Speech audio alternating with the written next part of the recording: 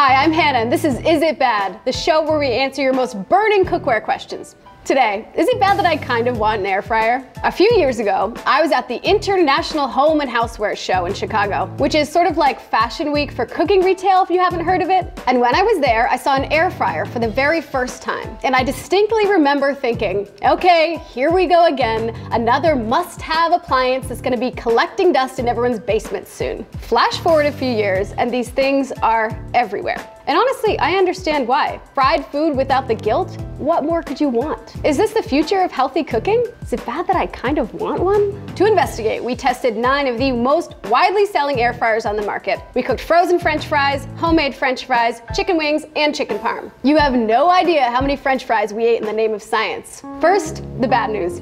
These things don't fry. But wait, let me explain. Fried food is so crispy and delicious because oil transfers heat faster than air. So when you deep or shallow fry, the exterior gets shatteringly crisp before the insides dry out. Also, fat adds flavor. The air fryers, meanwhile, often call for less than a tablespoon of oil.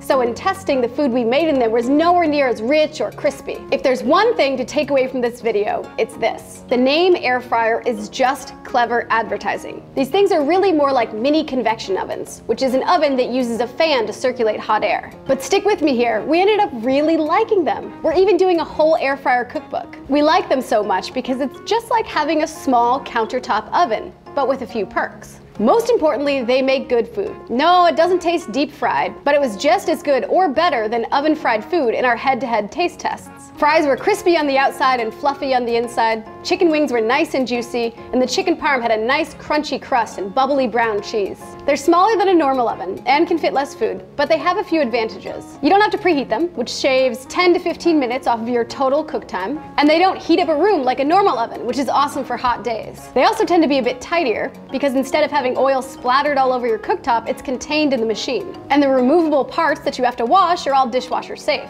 But not all of the air fryers we tested were pleasant to use. Some were huge, others had exposed heating elements that we burned ourselves on. One smelled like rancid oil even after 9 tests and multiple washes. And still others had an unbelievable number of buttons or attachments, like a steak cage. Why on earth would someone need a steak cage? The top models were easy to use and took up less room.